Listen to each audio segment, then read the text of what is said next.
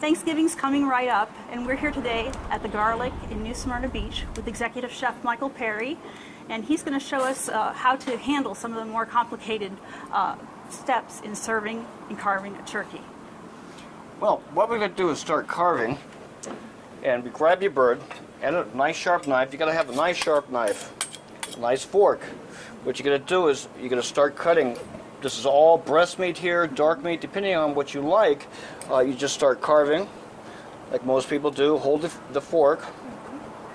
Just keep going, laying it out, laying it out.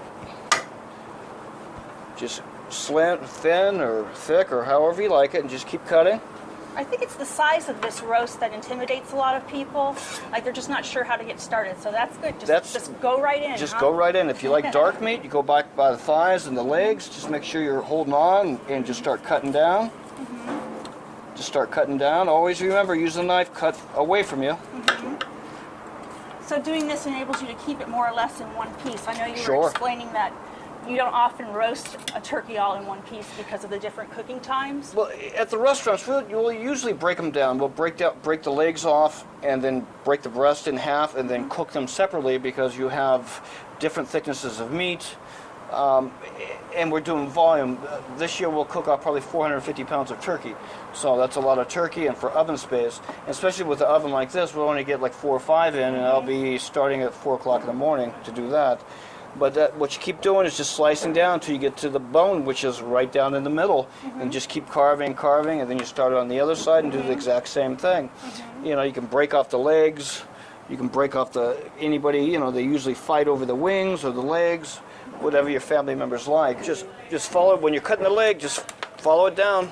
Just follow the breastbone right here all the way down. Sometimes if you have to grab it, your guests won't mind. They just want to get the drumstick. Yeah, exactly. You'll hear some cracking. Chefs are really good at saving a situation too. Like once you're doing that, if you find that it is a little under, can you do something to save it? Like could you like break it up into pieces and put it in the oven for a while and put it back in the oven? Yep. So that's all you do to rip the legs off, and then then you can fight for them. Chef, what temperature are you looking for when you're getting the bird ready? I know you want to check it with an instant read thermometer at a certain point. You want at least a 140. It just depends. Some people are screaming, I want it well done, I want it well done, I don't want to get sick. We do it about 135 to 140 because what happens when you cut them and let it sit for any time, all your juice are going to leave. So even if it's a little under, it'll continue. It'll continue cooking, especially if it's stuffed like this. Like this one is right here. I mean, the high heat from the stuffing and the steam will cook up from the middle. So a lot of problems that people will have, a big key is a sharp knife. If you don't have a sharp knife, you're going to ruin this thing. You're going to chop it up, and I've seen people fight with the turkey, which is really nice too. With some of the electric knives, you know, they do all the work. So all you're doing is just slicing through it. You can be more gentle with that. Sure. Yeah. Is there a good way to get that stuffing out of there? Well, you know what? Just basically how like you put it in there. Yeah. You know, you're gonna have to scoop it out. Get a big spoon and start bringing it out, scooping it out. You know, that's about it, really. These right here, you can cut the. So just don't be afraid. I think people get nervous. We sell duck at the restaurant as well all the time. Let me grab this other one here. The duck's a little trickier, a little different shape. So what you're gonna want to do is the same thing with this. Start on the breast. See, look at that. That's beautiful. Dark. I know for duck, you want it a little bit under compared to the chicken or the turkey. Sure. See how nice? Duck's always going to be a darker meat. Always. But same way, when I cut down the duck, when I cut down the breast, you know, just keep shaving it and keep shaving it to whatever thickness you want. You can cut the legs off on this, same way.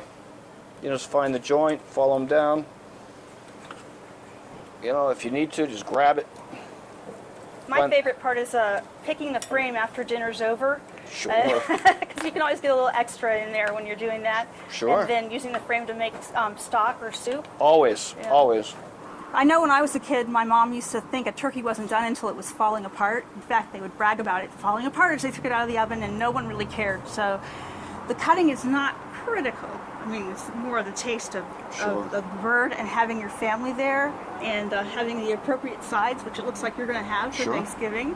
So there's always a way to enjoy it, no matter what might go wrong in the kitchen. So we appreciate your help. Thank you. You're welcome.